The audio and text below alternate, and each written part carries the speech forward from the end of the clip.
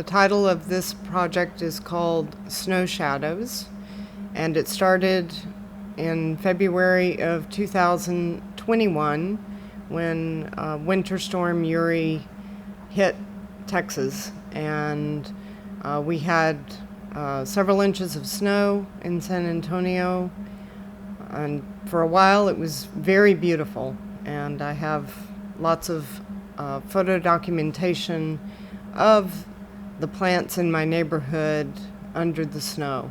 Everything looked like it was coated in powdered sugar, and I went for a long walk and took many photographs.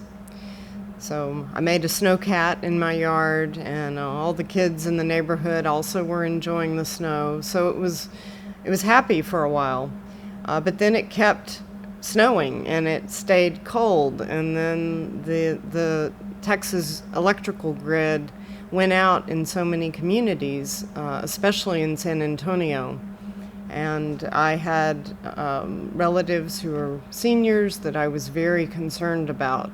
So it went from 360 degrees from, oh, isn't this wonderful and unusual, to, oh my gosh, I have relatives that I'm seriously worried about. So after the grid came back on and I knew that I was okay, my relatives were okay, the neighborhood was okay, I looked at those photographs and I was asked to be in a show in New York with the gallery ABC No Rio, a show about climate change. I'm holding up my woodcut that I carved, and this is Sheena plywood. It's a traditional kind of plywood that's used for making mokuhanga prints. In fact, you can carve both sides. I haven't carved this one yet, but I will. And you can see that I've already printed on this plate. It has stains of purple ink and indigo blue ink. So mokuhanga is a process that uses watercolors mixed with the paste, and you mix it on the wet woodcut using a brush, a special brush, and there's a variety of different brushes.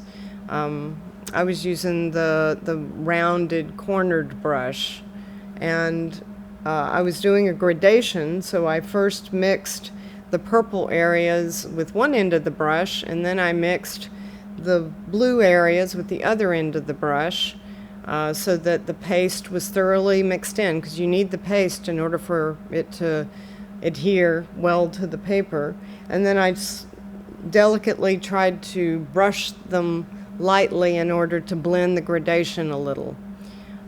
I lined up the corner with the corner of my registration board and laid it gently onto the block, and then I took a piece of basically parchment paper that has special oil on it, and I used Barron's. Barron is the disc-shaped object. So then I rubbed with one that had a very tight mesh of wire, and then I switched to one that had a wider open mesh, and then I even took the parchment paper off and rubbed just the raw back of the paper a little bit.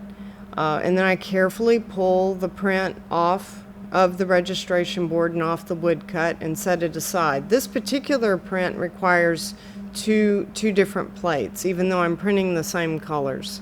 And then I dust it with some mica powder just to give a little shimmer inside the printed areas. And then it dries for about 12 to 24 hours, depending on humidity. I received a grant from the San Antonio Arts and Culture Department 2022 Individual Artist Grant. And so with that money, I propose that I create on a large scale these same images and do them as window works that were backlit for nighttime viewing. And it worked out that I was able to secure the main space at Art Pace downtown for this installation. And it entailed painting with Akua pigmented inks on kōzo paper, and the kōzo paper is bleached, huge rolls imported from Japan. So I also coated the paper with mica powder to give it that powdered sugared look of snow. And then in my studio, I painted these pieces based upon my photographic references. And at one point at one evening in my studio, I cut some shapes into the kōzo paper, and then I held up another piece of kōzo paper just in front of a desk lamp. And what I found is that the shadows of the circles were represented on the top piece of paper. And it was one of those aha moments that you have in your studio. I can do this on a much larger scale and create this light and shadow effect that totally ties into the title, which is Snow Shadows. So I knew that I was onto something and that it would work on a small scale.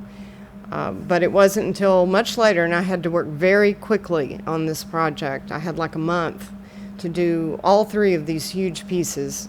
So I hired an assistant, Miles Furman, and he helped cut all of the circles that are in the kōzo paper that's on the back layer. Main Space is a project area in Art Pace that faces Main Street downtown. So they're very large windows, and these are what's called site-specific. The work is made to fit those windows. So I precisely measured the windows and made sure that the wooden frames that the paper stretched over would be secure within those windows. You also see circles, shadows of circles, which is snow, that are backlit. And that's again created through the cut paper technique. After I created the pieces that are in the Main Space windows, I decided to do small versions of them using my skills as a printmaker. Although this is venturing into a technique that I haven't worked in before, mokohanga, the traditional Japanese form of woodcut printing. And these are going to be in the gift shop at Art Pace for the next year. So even though my installation will come down May 8th, these prints will still be there.